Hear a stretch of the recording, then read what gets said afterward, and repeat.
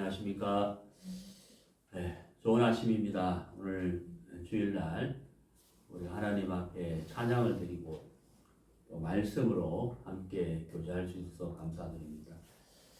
성경 말씀 읽겠습니다. 창세기입니다. 창세기 17장 15절부터 읽겠습니다. 하나님이 또 아브라함에게 이르시되 내 아내 사레는 이름을 사레라 하지 말고 이름을 사라라 하라. 내가 그에게 복을 주어 그로 내게 아들을 낳아주게 하며 내가 그에게 복을 주어 그로 열국의 어미가 되게 하리니 민족의 열왕이 그에게서 나리라. 아브라함이 엎드려 웃으며 심중에 이르되 백세된 사람이 어찌 자식을 낳을까? 사라는 90세니 어찌 생산하리요? 하고 아브라함이 이에 하나님께 고하되 이스마엘이나 하나님 앞에 살기를 원하나이다. 하나님이 가라사대 때 아니라 내 아내 사라가 정녕 내게 아들을 낳으리니 너는 그 이름을 이삭이라 하라. 내가 그와 내 언약을 세우리니 그의 후손에게 영원한 언약이 되리라. 이스마엘에게 이르러는 내가 내 말을 들었나니 내가 그에게 복을 주어 생육이 중다하여 그로 크게 번성게 할지라. 그가 12방백을 낳으리니 내가 그로 큰 나라가 되게 하려니와 내 언약은 내가 명령 이 기한에 사라가 내게 낳을 이삭과 세우리라. 하나님이 아브라함과 말씀을 마치시고 그를 떠나 올라가셨더라. 22절 말씀까지 읽었습니다.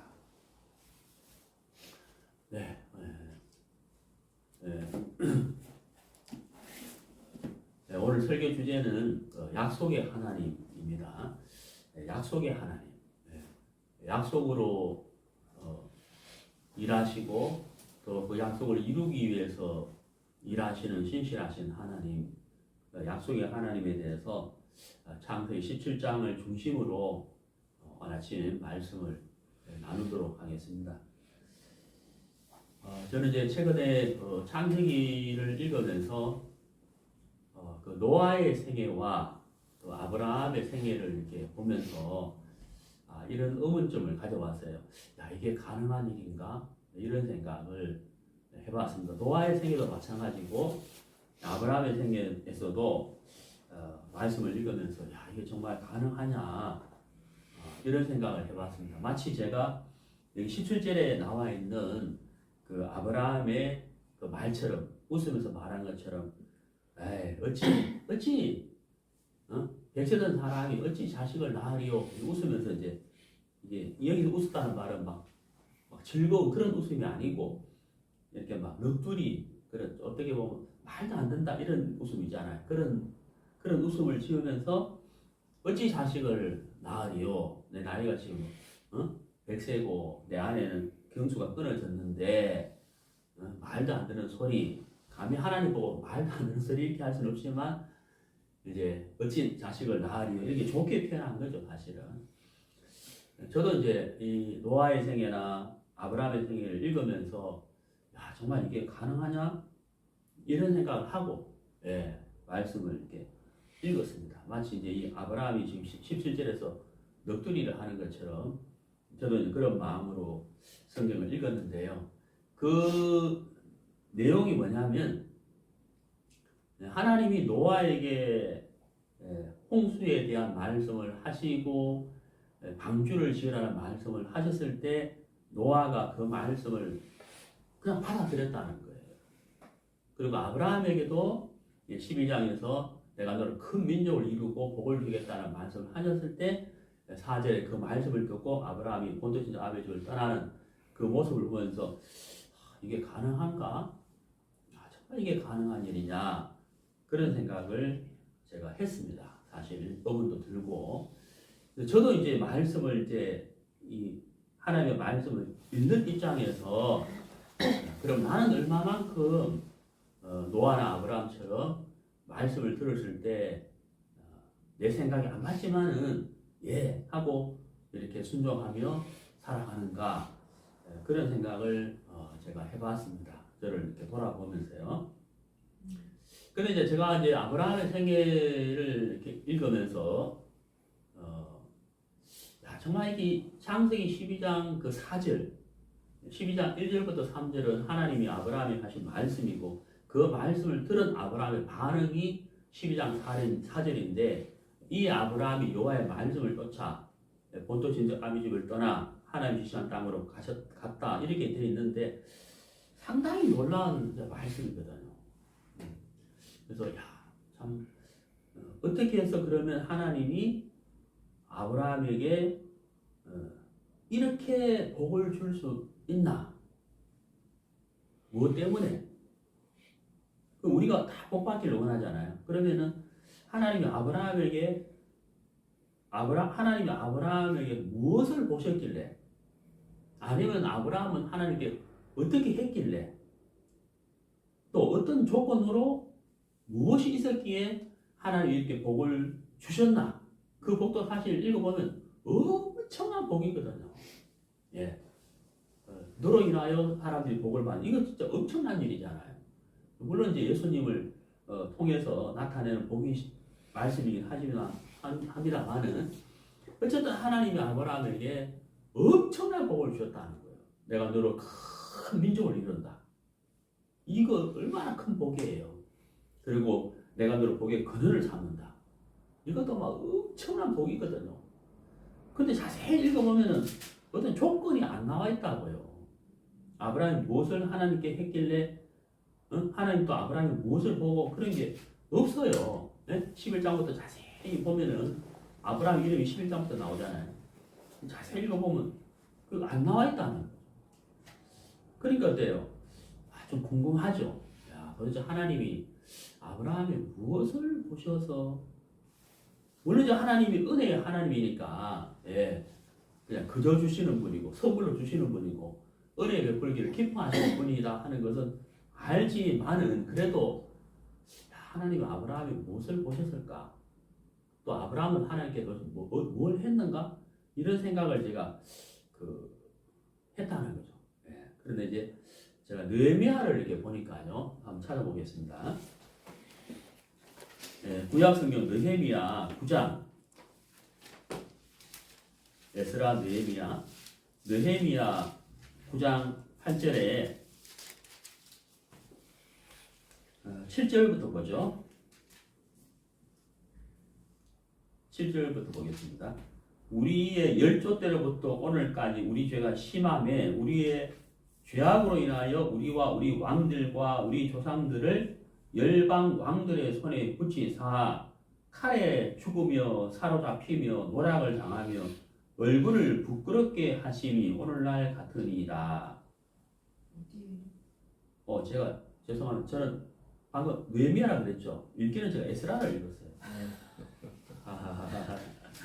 아이고 죄송합니다. 제가 이럴 때가 종종 있습니다. 느헤미야 9장 여러분들 이제 저한테 신호를 주셔야 돼요. 잘못 읽고 있다고. 자, 느헤미야 9장 7절부터 보죠. 주는 하나님 여호와시라. 똑바로 읽고 있죠? 옛적에 아브라함을 택하시고 갈대아 우르에서 인도하여 내시고 아브라함이라는 이름을 주시고 자 이제 8절 보세요. 8절에 그 마음이 주 앞에서 보시고 이렇게 돼 있죠. 그 마음이 주 앞에서 무엇을 보시고 그 무엇이라고 돼 있죠? 충성됨이라고 됩니다. 충성됨을 보시고 그 다음 뭐 했다고요? 언약을 세웠다 이렇게 돼 있잖아요. 여러분 어떠세요? 충성됨을 보셨다 하나님. 아브라함의 마음이 하나님 앞에서 충성되었다. 그것을 하나님이 보셨다는 거예요. 그걸 보셨다는 거예요. 그래서 더불어 언약을 세우시고, 그죠? 가나안 족속과 헷 족속과 아모리 족속과 브리스 족속과 여부스 족속과 기르가스 족속의 땅을 그 씨에게 주리라 하시더니 이렇게 이제 나오지 않습니까? 참 이 말씀을 이렇게 보면서요, 하나님이 보셨다는 거예요. 아브라함의 마음을, 아브라함의 어떤 마음을, 충성됨을 보셨다는 건데, 여기서 이제 충성됐다는 말씀은 하나님의 말씀에 귀를 기울이고, 그 말씀을 마음에 담고, 그죠? 마음에 담고 그 말씀에 순종하는 것을 충성됨이라고 이야기하는 겁니다. 자, 충성되다. 그러면 여기서 이제 반드시 따라가는 것이 있죠. 반드시 따라가는 것이 있는데, 그게 바로 뭐냐면은 자기를 부인하는 것이다 하는 것이잖아요. 그것이 안 되면 충성이 될 수가 없다는 얘기죠. 자, 그래서 아브라함이 하나님 앞에 충성된 마음, 그러니까 말씀 앞에 귀를 기울이고 그 말씀을 마음에 담고 믿었는데, 순종했는데 자기가 부인된 마음을 가졌기 때문에 그것이 이제 가능했다는 사실인 거예요. 자, 그런데 이제 오늘 제가 설교 주제를 충성된 아브라함이라고 안정하고, 약속의 하나님, 약속을 이끄시는 하나님, 약속을 신실하게 이루시는 하나님, 이제 이렇게 제가 정했잖아요. 자, 왜 그렇게 주제를 정했을까? 한번 여러분 잘 들어보시면 좋겠습니다. 자, 느헤미야 9장에서 분명히 하나님이 아브라함의 마음이 충성됨을 보셨다는 거예요. 그걸 보시고 언약을 세우시고 그다음 씨를 주셨다, 이렇게 이제 말씀을 하셨다. 이거 틀림없는 사실이죠. 성경은 사실이니까. 자, 그런데 우리가 이제 알아야 할 것이 하나 있어요. 제가 뭐 이야기 안 해도 다 알고 있는 사실입니다만은, 아브라함도 사람이기 때문에 아브라함도 틀림없이 인간의 연약함을 가졌을 거라는 거예요. 그리고 실제로 우리가 창세기를 읽어보면 아브라함의 연약함이 나와요. 12장에도 나오고, 그렇죠? 그리고 12장에서 나오고, 또 오늘 이거 17장에서도 나오고, 또 18장에서도 나와요. 아브라함의 연약한 부분이 계속 이렇게 나온다는 거예요. 그 연약함이라는 것은 뭐냐면 말씀을 믿지 못하는 연약함. 그럼 여기는 어때요? 충성됨을 보셨다고 되어 있잖아요. 그러면 좀 상반되는 이야기잖아요. 충성이라는 게 뭐라 그랬습니까? 말씀에 귀를 기울이고 말씀을 마음에 담고 그 말씀을 순종하는 것. 이 믿는 게 충성됨이잖아요. 근데 우리가 아브라함의 생애를 자세히 읽어보면은 13장에서도 말씀을 믿지 못해서 애굽에 갔었고, 애굽에 가서 자기 아내를 누이동생이라 하고, 거기서 성경은 그렇게 간단하게 적었지만 거기서 부부간의 갈등이 얼마나 많았겠냐고요. 내가 왜 당신을 오빠라고 불러야 되나? 그죠? 뭐 싸우는지 안 싸우는지 모르겠지만 갈등이 상당히 많았을 거예요.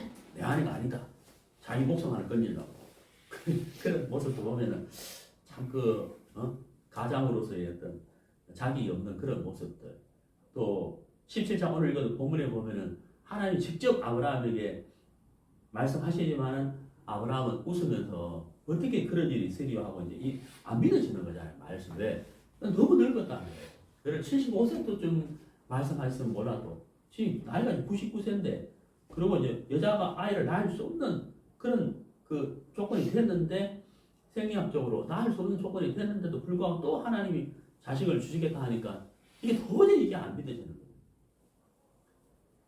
근데 하나님은 느헤미야 9장에서 아브라함의 충성됨을 보셨다 그랬다.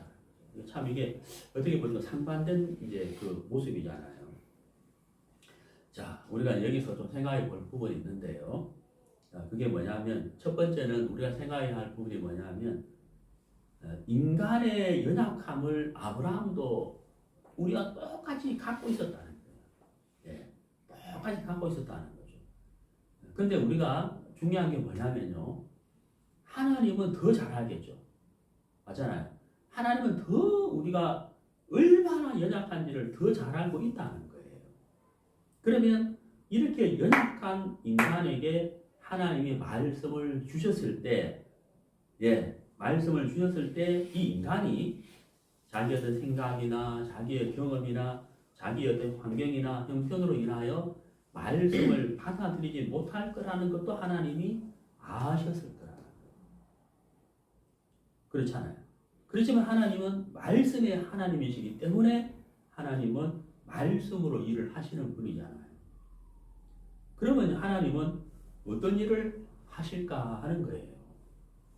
그것은 하나님은 우리의 연약함을 아시지만은 그런 인간이라는 걸 아시지만 하나님은 말씀의 하나님이시기 때문에 말씀으로 일을 하셔야 되는데 이 말씀을 우리 인간이 받아들일 수 없는 구조라는 것도 아시죠. 그래서 하나님은 우리가 말씀을 받아들일 수 있도록 하시기 위해서 우리 마음에 먼저 일을 하시는 거죠.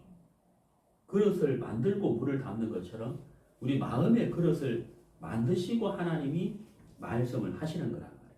그 마음의 그릇은 다른 것이 아니라 우리 마음을 낮추는 거예요. 예, 우리 마음을 낮추는 거거든요. 그래서 내가 생각지 못한 어떤 어려움이나 어떤 큰 산과 같은 고난과 환난과 갈등과 이런 것들을 통해서 우리 마음을 낮추는 일을 하나님이 하시는 거예요. 그리고 우리 마음이 낮아지면 우리는 뭘 할까요? 생각이 깊어진다는 거예요. 생각이 깊어지거든요.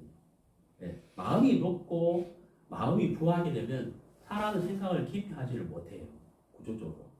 그래서 하나님이 우리 마음을 낮추는 일을 주시고 어려움을 주셔서 마음을 낮추게 해서 생각을 하게 하는 그 일을 하나님이 하신다는 겁니다. 우리가 창세기 13장에서 아브라함이 물론 실수를 해요. 왜? 자기 연약함 때문에. 너희 동생이다. 당신은 내 너희 동생이다. 나를 오빠라고 부르라. 말도 안 되는 거죠. 그런데 아브라함은 그 일을 통해서 자기의 뭘 봤을까요? 자기가 너무 연약하고 남자도 자격도 없는 그런 보잘것없는 사람인 것을 아브라함이 보았을 거라는 거예요. 보게 됐을 거라는 거예요.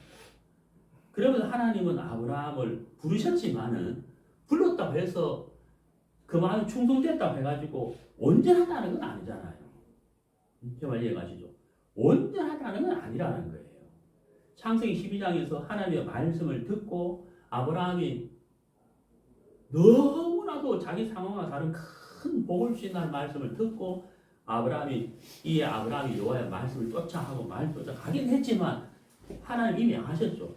말씀을 쫓아오는 아브라함을 충성되이 보기는 했으나 아브라함이 온전하지 않다는 것은 누구보다도 더 하나님은 더 아셨을 것이고 아브라함이 말씀 쫓아가긴 가지만 틀림없이 아브라함이 주저앉고 뒤로 돌아설 것이고 믿지 못할 것이라는 것도 하나님이 아셨다는 거예요.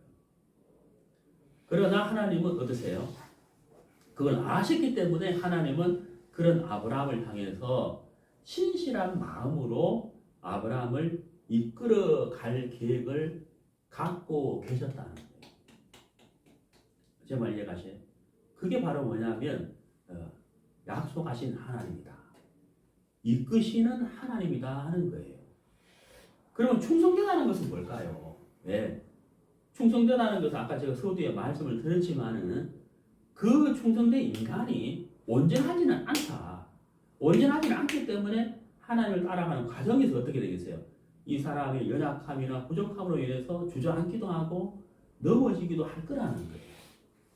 근데 조금 전에 말씀드린 대로 하나님은 신실하신 분이기 때문에 하나님은 이 사람에게 또 뭐 할까요? 말씀을 하실 거라는 거예요.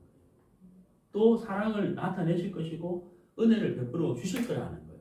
그때 이 사람은 또 뭘 해야 되겠어요?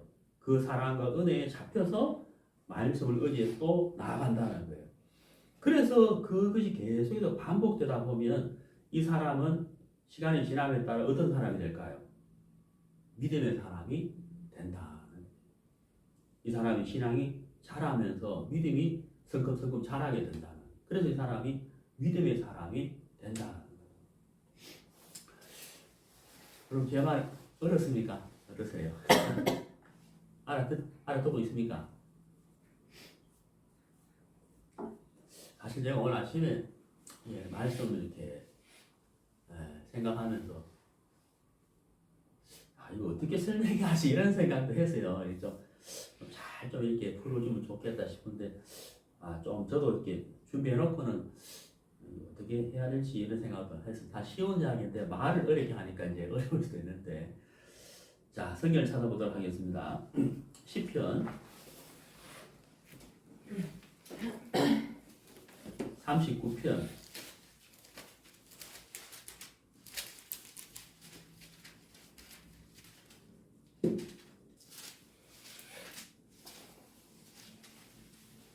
39편 4절 여호와여 나의 종말과 연한의 어떠함을 알게 하사 나로 나의 연약함을 알게 하소서. 자, 이 다윗의 시인데 우리가 다윗 하면 어때요? 참 믿음의 사람이잖아요. 하나님을 기쁘게 한 사람, 수많은 시편을 적은 사람. 왜? 참 신앙이 있는데 이 다윗이 여기 4절에서 나의 종말과 연한의 어떠함을 알게 하사 나로 나의 연약함을 알게 하소서라고 했다는 거죠. 자, 무엇 때문에 다윗이 자기의 연약함을 알게 해달라고 노력했을까 하는 것이죠. 예. 우리가 이제 다윗이 골리앗을 무너뜨렸잖아요. 예. 그리고 수많은 시편을 보면 참 다윗이 정말 얼마나 하나님을 사랑하고 하나님과 동행하고 있는지를 우리가 알 수가 있어요.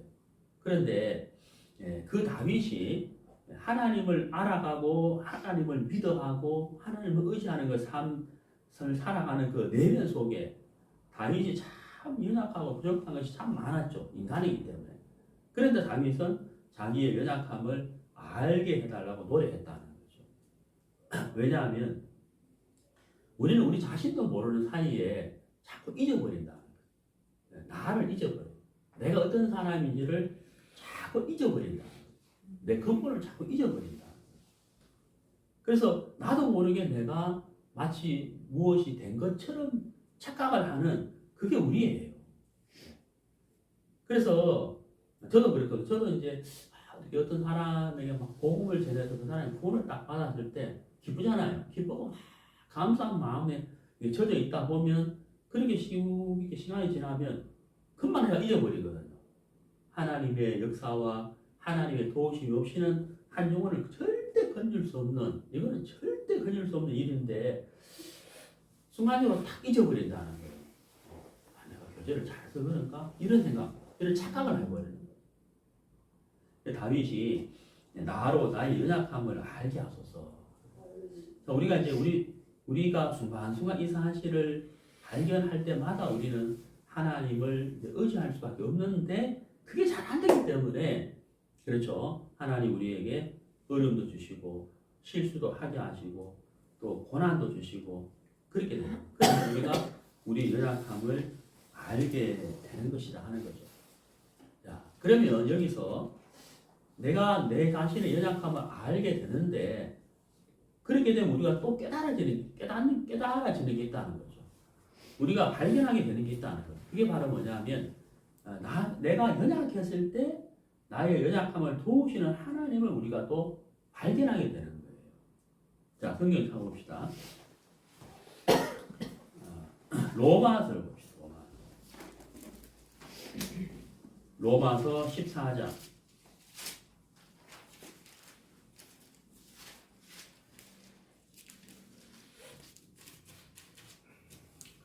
1절 믿음이 연약한 자를 너희가 받되 그의 의심하는 바를 비판하지 말라.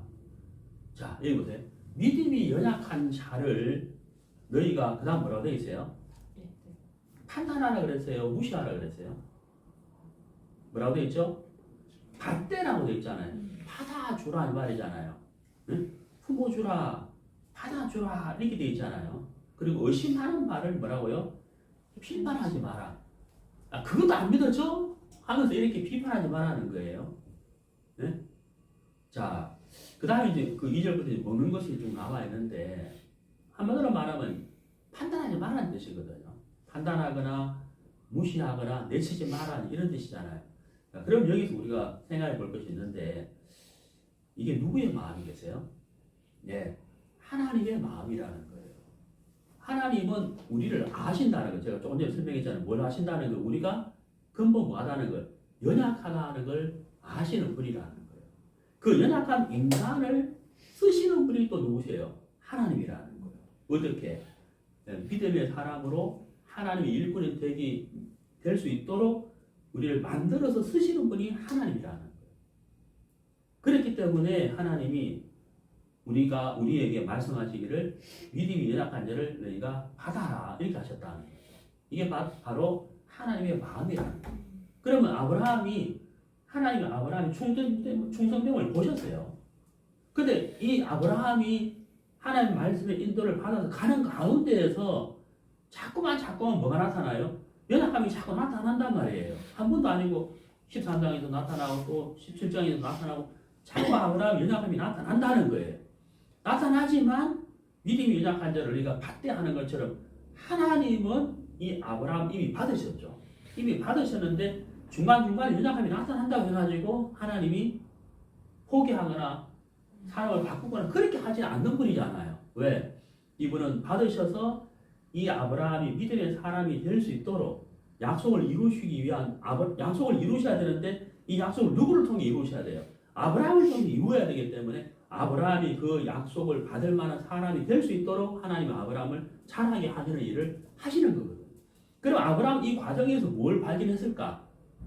네, 그것은 바로 나는 참 연약한 사람인데 이런 나를 도우시는 하나님, 약속을 이루시는 하나님, 신실하신 하나님을 아브라함은 어때요? 발견해 갔다는 거예요. 그렇기 때문에 아브라함은 어떤 사람이 됐어요? 믿음의 사람이 됐다 하는 사실인 거예요. 정말 이해가시죠? 자, 성경을 보게 로마서를 보시죠. 8장. 로마서 8장 26절. 이와 같이 성령도 우리 연약함을 그 다음 뭐라 되어 있죠? 네, 도우시나니. 성령도 하나님이잖아요. 삼위일체 하나님. 하나님도 성령도 우리 연약함을 도우시나니 이렇게 됐다. 얼마만큼? 우리가 마땅히 빌 바를 알지 못하나 오직 성령이 말할 수 없는 탄식으로 이만큼 이 정도로 우리를 위하여 뭐 한다고요? 친히 간구하신다. 우리의 무엇을? 우리의 연약함을 말할 수 없는 탄식 그랬잖아요. 얼마만큼?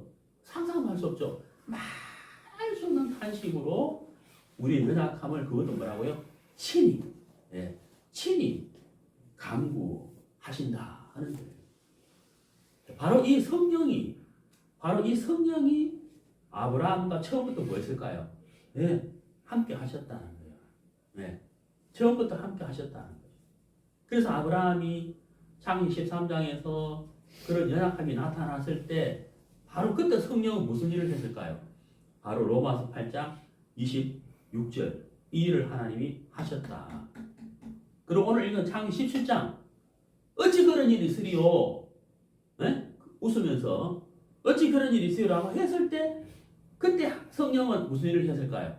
로마서 8장 26절 아브라함 마음속에 일을 하셨다는 거죠. 하나님께 친히 간구하셨다는 거죠. 무엇을? 아브라함의 믿음이 없는 연약함을 말할 수 없는 탄식으로 하나님께 친히 간구하셨다는 거예요. 이 일을 하나님이 끊임없이 아브라함에게 하셨고 아브라함은 그 하나님을 시간이 지나면서 느끼고 깨달아가면서 아브라함의 마음속에 믿음이 어때요? 자라고 자랐다. 그래서 아브라함은 그 약속을 이루신 하나님의 인도를 따라서 믿음의 사람이 되었다 하는 것입니다. 자, 이 모든 것의 중심은 과연 바로 무엇이냐는 거죠. 잠언을 보시겠습니다.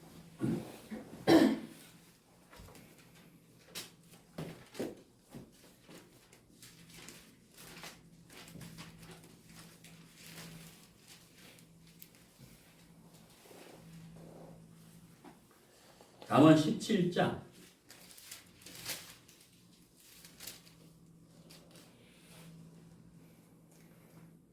17장 9절 허물을 덮어주는 자는 사랑을 구하는 자요. 그것을 거듭 말하는 자는 친한 것을 이간하는 자니라. 자, 이 모든 것의 중심은 뭘까요? 여러분 속으로 대답해 보세요. 제가 방금 말씀드린 이 모든 것의 중심은 과연 무엇일까요? 네, 거기 나와 있죠. 사랑이에요, 사랑. 허물을 덮어주는 자는 사랑을 구하는 자요. 하나님은 요한일서 4장 16절에 하나님은 무엇이라? 사랑이시라. 하나님은 사랑이시라. 사랑이잖아요, 사랑. 하나님의 중심은 사랑이거든요. 네. 우리가 상상도 할 수 없는 바다보다 깊고 하늘보다 넓으신 그 사랑을 하나님은 갖고 계시고 그 사랑을 우리에게 나타내시는 분이잖아요. 그러니까 하나님이 아브라함을 이끌어 가시는 그 중심에 하나님의 뭐가 있어요? 이 사랑이 있다고. 아브라함의 연약함과 허물을 뭐하는 하나님? 덮어주시는 하나님. 그렇죠. 그리고 그런 아브라함을 믿음의 사람으로 이끌어 가시는 하나님. 약속을 하셨는데 그 약속이 아브라함이 가지고 있는 조건 때문에 이 약속이 취소되거나 끊어지거나 그렇죠. 아니라는 거예요. 아브라함이 그런 사람이라 할지라도 하나님이 아브라함이 하신 약속은 이루어질 수밖에 없고 이끌어갈 수밖에 없는 거다. 왜? 하나님은 어떤 분이기 때문에 사랑의 하나님이기 때문에 그러하다 하는 것이고 그것을 아브라함이 발견하면서 아브라함 마음속에 어때요? 믿음이 자라가는 것이고 믿음의 사람이 된 것이다 하는 것. 그래서 하나님은 약속의 하나님, 약속을 신실하게 인도하시는 하나님이시다 하는 것을 우리가 알 수가 있어요. 신명기 7장을 보시겠습니다. 구약성경 신명기 7장.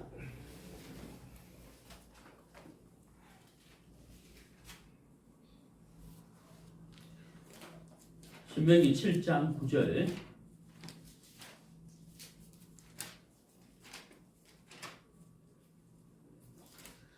그런즉 너는 알라. 자, 이게 뭐라고요? 너는 뭐라고요? 알라. 알아라 이 말이에요. 알아야 된다. 알아야 된다. 뭘요?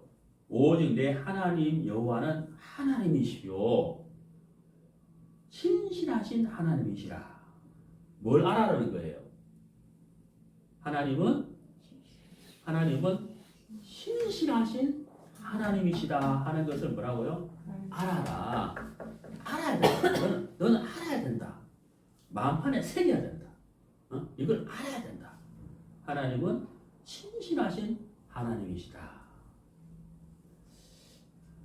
그렇다면 우리를 사랑하시고 우리를 구원하신 하나님이시고 우리를 인도하시는 하나님, 지금 현재의 우리의 하나님 또한 어떤 분이시겠어요?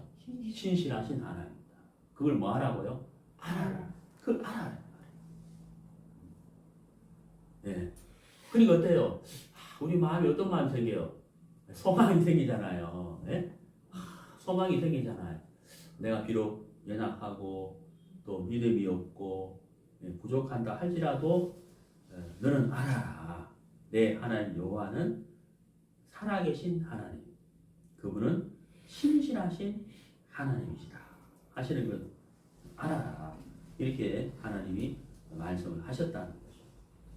오늘 본문 이야기를 좀 해보도록 하겠습니다. 창세기 17장이요. 창세기 17장.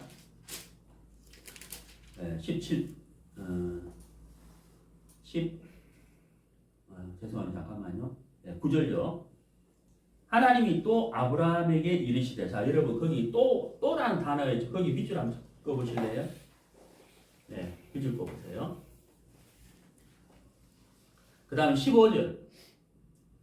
하나님이 또 아브라함에게 이르시되, 거기 또라는 단어가 또 나왔는데, 거기도 한번 밑줄 꺼보세요.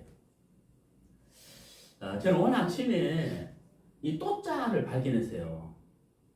물론 발견하기 전부터 있었죠. 근데 제가 17장을 다시 쭉 읽으면서요. 이 9절과 15절의 이 또자를 발견하면서 제 마음에 참 감사한 마음이 들었어요. 이 또자에서. 왜냐? 이 또자가 의미하는 게 뭐예요? 네? 또 말씀하시되, 그 다음 또 있다가 뭐예요? 또 말씀하시되, 이 또자가 의미하는 게 뭐냐는 거예요. 하나님은 아브라함에게 한 번 말씀하신 것으로 끝난 게 아니라는 거죠. 이 말 이해가시죠? 무슨 뜻인지. 제가 왜 감사했는지 이해가시죠? 하나님은 아브라함에게 한 번 말씀하시고 그냥 끝낸 게 아니라는 거예요. 또 말씀하시잖아요. 그리고 또 대화하다가 또 뭐라고요? 또 말씀하시고 똑같은 약속이에요. 응? 내가 명예님한테 이걸 똑같은 말씀을 또 말씀하시고 또 말씀하시고 또 말씀하잖아요. 18장에 또 나와요, 여러분. 네. 18장에 보면은 또 말씀하셔요. 같은 내용, 같은 약속을. 자, 여러분 어떠세요? 여기서 우리가 아마 저처럼 여러분 동일한 마음을 느꼈을 거라고 저는 생각하는데, 자, 여러분 어떠세요? 하나님은 참 신실하신 분이잖아요. 네. 마치 한번 설명해 줘서 안 모르면 또 설명해 주고 또 설명해 주는 것처럼 저는 좀 사람이 성격적으로 그래요. 좀 온화한 성분이 아니에요. 저는 좀 날카로운 사람인데, 그리고 이제 좀 이렇게 좀 인내하는 그런 사람이 아니에요. 제가 좀 부족한 사람인데, 이거 한 번 말해가 잘 못 알아들으면 아브라함 하나님처럼 또 설명해 주고 또 못 알아들으면 또 설명해 주고, 제가 이런 일 잘 못해요. 네. 금방 그것도 모르냐 하면 이런 좀 사람인데, 하나님은 또 말씀하시고 또 말씀하시고 18장에 또 말씀하시거든요. 여러분 18장 보세요. 자, 18장을 보시면은 자, 10절 그가 가라사대 기한이 이를 때 내가 정녕 내게로 돌아오리니 내 안에 사라에게 아들이 있으리라. 12절 사라가 속으로 웃고 이르되 내가 노쇠하였고 내 주인도 늙었으니 내게 어찌 낙이 있으리요. 여호와께서 아브라함이 이르시되 사라가 왜 웃으며 이르기를 내가 늙었거늘 어떻게 아들을 낳으려 하느냐. 14절 여호와께 능치 못한 일이 있겠느냐. 기한이 이를 때 내가 내게로 돌아오리니. 또 말씀하고 있잖아요. 그죠? 똑같은 말씀이잖아요. 하나님 어때요? 아이고 믿음도 없네. 내가 지금까지 기다렸는데 아직까지 믿음이 없네. 이래서 하나님이 포기하시는 게 아니죠. 어때요? 또 말씀하잖아요. 우리가 베드로의 생애를 보면은 그 베드로는 뭐랄까 좀 성격이 굉장히 급한 사람 같아요. 네.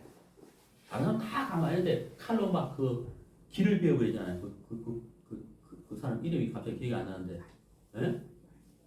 말고 길을 배워버리고 막 성격이 급해가지고 훅 하면서 막 이런 사람 있잖아요. 그리고 막 바다에 막 뛰내려가지고 붕 빠지고 막 그런 사람 있잖아요. 요한처럼 막 그렇게 조용하게 예수님 품에 안겨가지고 막 예수님과 사랑 나누고 이런 스타일이 아니잖아요. 그 베드로의 생애를 이렇게 보면은 하여튼 뭐 급해요, 사람이. 그러다 보니까 실수도 많이 하는데, 예수님이 베드로에게 처음 나타났을 때가 누가복음 5장이잖아요. 그 이제 밤이 깊도록 수고하였지만 얻은 것이 없으니 그때 하나님이 예수님 베드로에게 나타나셨다. 그리고 또 예수님이 십자가 육박에 돌아가셔서 무덤에 들어갔다 나온 사람, 들어갔다 나온 마르다 마리아 이야기를 들은 사람이 베드로잖아요. 그리고 또 베드로는 어때요? 고기 잡으러 다시 가버리잖아요. 그런 베드로에게 예수님은 또 찾아가시죠. 네. 그리고 처음 만났을 때와 동일하게 그물을 던져봐라. 네. 그렇게 이제 나타나셨던 예수님인데, 참 그 예수님이 그 제자들에게 말씀하시고 3년 동안 함께 동행하셨던 그 예수님이 누구보다도 예수님의 말씀을 가까이서 직접 들은 그 제자들이 예수님 십자가 못 박혀 돌아가시고 난 다음에 다 어떻게 돼버려요? 뿔뿔이 다 흩어져 버리잖아요. 예.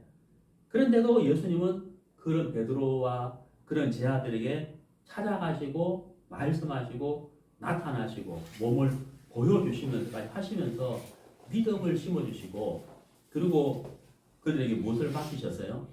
가장 귀한 복음을 맡기시잖아요.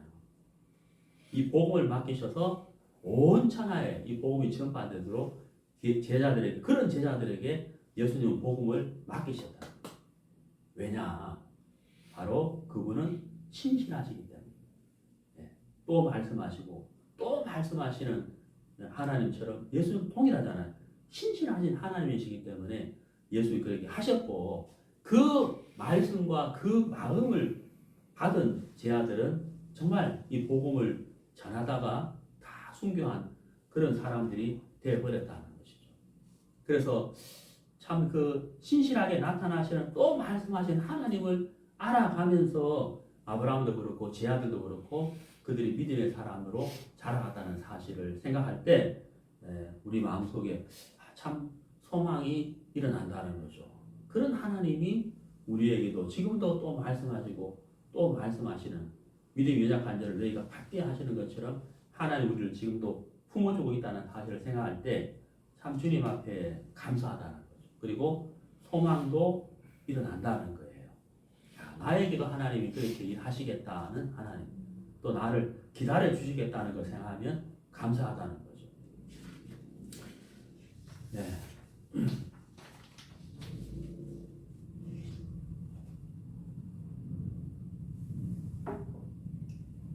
창세기 17장 19절.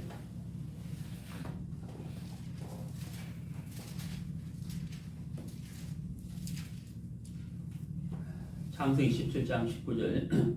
하나님이 가라사대 아니라 내 아내 사라가 정녕 내게 아들을 낳으리니. 자, 여러분 거기 정녕이란 단어가 나왔어요. 자, 여러분 이 정녕이란 말이 무슨 말이에요? 반드시란 말이잖아요. 자, 여러분 이 상황에서 반드시라는 단어를 쓸 수 있는 분은 누굴까요? 하나님이었어요. 보세요. 누가복음을 보세요. 누가복음 1장을 보세요. 자, 누가복음 1장.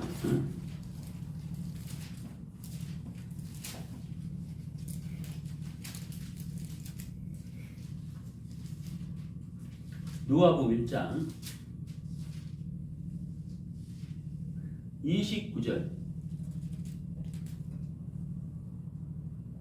처녀가 그 말을 듣고 놀라 이런 인사가 어찌함인고 생각하매 천사가 일러 가로되 마리아여 무서워 말라 네가 하나님께 은혜를 얻었느니라.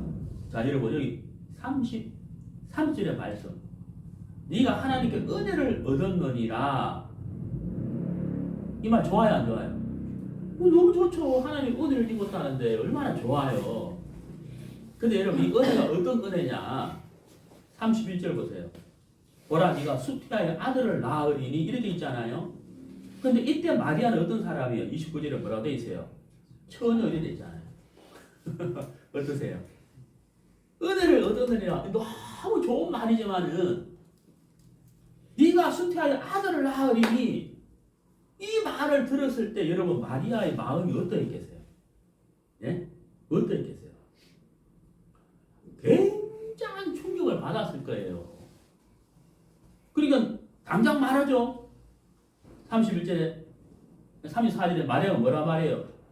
나는 사내를 알지 못하니. 그 다음 뭐라고 해요? 어찌? 아브라함처럼 어찌? 엄청난 충격을 받았죠. 지금 어찌 이런 일이 있겠습니까? 있으리요. 이걸 좋게 말해서 그런지 한마디로 말해 무슨 말이에요? 말도 안 되는 네? 아브라함처럼 말도 안 되는 말이라고 하면서 벌쩍 뛰는 거잖아요. 그렇잖아요. 벌쩍 뛰죠. 근데 37절 보세요. 대저 하나님의 모든 말씀은 능치 못하신 영문이라. 이게 무슨 뜻이에요? 단어를 바꿔버리면 정령. 똑같은 단어잖아요. 반드시. 그러니까 무슨 얘기 이해가시죠? 창세기 17장에 그 사라의 몸, 그 생리학적인 그 몸의 상태로 봤을 때 감히 누가 반드시 정령이라는 단어를 쓸 수 있겠냐는 거예요. 쓸 수가 없죠. 누가 써요? 그리고 이 처녀 마리아한테 하나님의 모든 말씀 능치 못하시거든. 이걸 누가 쓸 수 있겠냐는 거예요. 어? 처녀가 아들을 낳으리. 이런 말을 누가 쓸 수 있겠냐고요. 처녀가 아들을 낳으리. 이 말 자체를 쓸 수 없잖아요. 왜? 말이 안 되는 말이기 때문에. 근데 하나님은 어때요? 말씀을 하셨다는 거예요. 왜? 하나님은 약속을 신실하게 이루시는 하나님입니다. 그렇죠. 신실하게 이루시는 하나님이시기 때문에. 여러분, 우리가 이 두 말씀처럼 어찌 그런 일이 있어요? 하는 게 있어요. 그게 바로 뭐냐면 여러분 로마서를 펴보세요. 로마서 4장.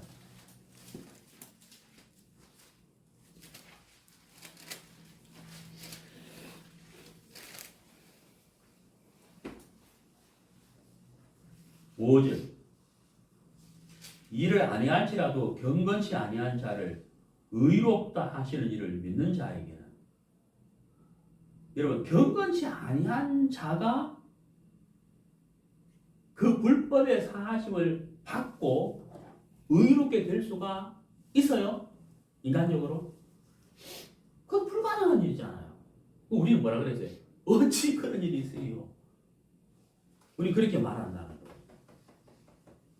근데 여러분 7절에 보세요. 그 불법을 사하심을 받고 그 죄를 가리우심을 받는 자는 여러분 김현희 아시죠? 김현희 대한항공 8587기를 폭파시킨 응? 그 102명인가 하여튼 죽었을 거예요. 아시죠? 그 사람 대법원에서 사형 판결을 받았잖아요.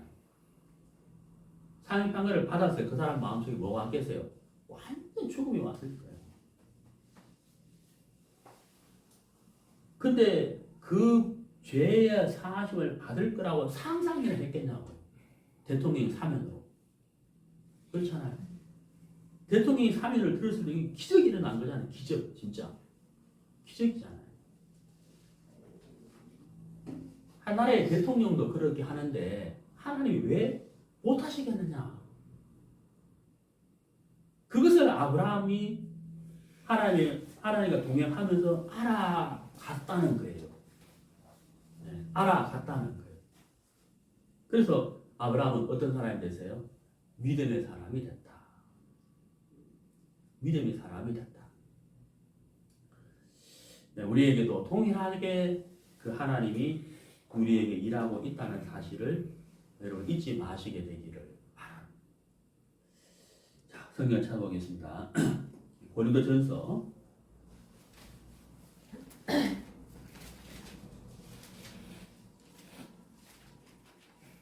고린도전서 4장.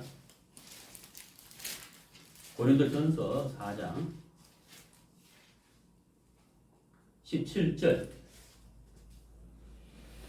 이를 인하여 내가 주 안에서 내 사랑하고 신실한 아들 디모데를 너희에게 보내었노니. 자, 제가 여러분 한번 여쭤보겠습니다.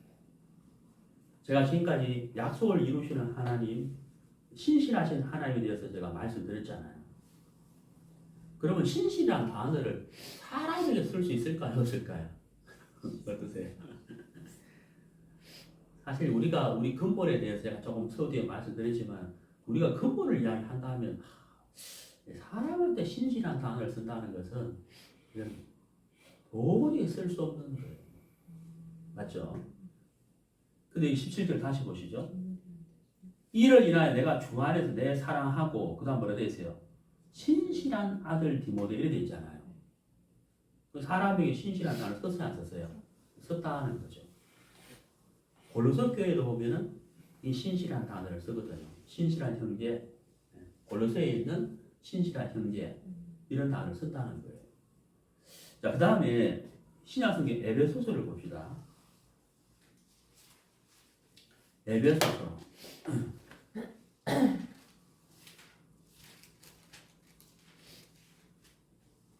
1장 1절 하나님의 뜻으로 말미암아 그리스도 예수에 가도된 바울은 에베소에 있는 성도들과 그리스도 예수 안에 그다음 뭐라고요? 신실한 자들. 신실한 자가 아니고 자들 복수잖아요. 신실한 자들 이렇게 된다. 어디 안에서? 누구 안에서? 예수 안에. 참 우리 인간의 그 근본을 본다면은 이 신실한 단어를 쓰면 안 돼요. 안 되는 게 아니고 쓸 수가 없죠. 예. 제가 죄를 봐도 그렇고 쓸 수가 없습니다. 그런데 느헤미야 9장에서 하나님 앞에서 그 마음이 충성됨을 보시고 이렇게 했잖아요. 그러면 그 충성되다 해가지고 아브라함이 온전한 사람이었냐? 그건 아니라. 제가 설명했지 않습니까? 아니라. 근데 그 연약한 아브라함이 하나님의 인도를 받아가면서 그 아브라함을 향한 신실함을 나타내신 하나님, 여전히 은혜와 긍휼을 베풀어 주신 하나님, 또 말씀하시는 하나님, 또 하나님이 가라사대. 아브라함이 계속 그 하나님을 인도를 받고 하나님과 동행하면서 아브라함 마음속에 무엇을 과연 알아갔을까? 나에게 약속하신 하나님은 참 신실하신 분이구나. 여전히 그 말씀이 변질되지 않았구나. 나와 동행하시는 하나님. 이런 나를 끝까지 동행하시는 하나님을 아브라함이 발견했다는 거죠. 사랑과 긍휼이 풍성하신 하나님을 발견해 갔다는 거예요. 네, 여러분 그거 아시죠? 저는 이제 술, 담배를 한 번도 안 해봤어요. 그래서 누가 담배 피운 사람 아니고 담배가 연기가 있는 곳에만 가도 금방 알거든요. 이 코가 막 금방 느껴버려요. 막 담배에서 싫은 거예요. 근데 여러분이 어떤 사무실에 갔는데 아무도 없어요. 사람이 아무도 없는데 거기에 누가 담배 피우고 있다가 나와버린 다음에 여러분이 한 2분 뒤에 5분 뒤에 들어가면 뭘 느껴요? 어휴 누가 담배 피웠네. 담배 냄새가 자욱하다는 거예요. 지혜로운 사람과 동행을 하면 지혜를 얻는다 하는 말씀이잖아요. 담배 냄새처럼 그리스도의 향기라는 게 있다는 거예요. 그리스도의 향기. 예수님으로 나타나는 향기가 있는데 그 향기 가까이 가면 우리는 누굴 느껴요? 그리스도를 느끼고 알게 되는 것입니다. 아브라함이 하나님과 계속 동행하면서 하나님의 향기를 알았을 거 아니에요. 그런 것처럼 우리가 주님과 계속 동행을 하면 신실하신 하나님의 향기가 우리에게 어때요? 자꾸 스며들게 되겠죠. 그 사랑을 우리가 알아봐야 되겠죠. 그러면 우리도 하나님의 신실하심을 우리가 나타내고 배우는 사람이 된다고 하는 사실인 거죠. 그래서 성경은 예수 안에서 신실한 자들이라는 표현을 할 수가 있었다는 거예요. 우리의 신앙이 자라가면 우리도 언젠가는 참 신실하신 자매님, 신실하신 형제님이라는 표현을 우리가 할 수 있다는 거죠. 그렇잖아요. 그런 표현을 우리가 할 수 있다는 겁니다. 오늘 우리가 창세기 17장 말씀을 통해서 약속의 하나님에 대해서 살펴봤습니다. 아침에 말씀 이렇게 생각 준비하고 또 생각 묵상하면서 좀 어떻게 표현하지 하고 이제 왔는데 여러분 어떻게 잘 알아들어지는지 잘 모르겠습니다만은 하여튼 제가 오늘 준비한 설교는 이건데요. 아무튼 신실하신 하나님, 그 하나님이 우리와 함께하고 계시다는 사실을 여러분이 분명히 알고 하나님께 소망을 가지고 사시게 되기를 바라고 우리 모두가 그렇게 살다 보면 우리도 주님 앞에 신실한 사람으로 자라갈 것이다 라고 믿습니다. 네, 감사합니다.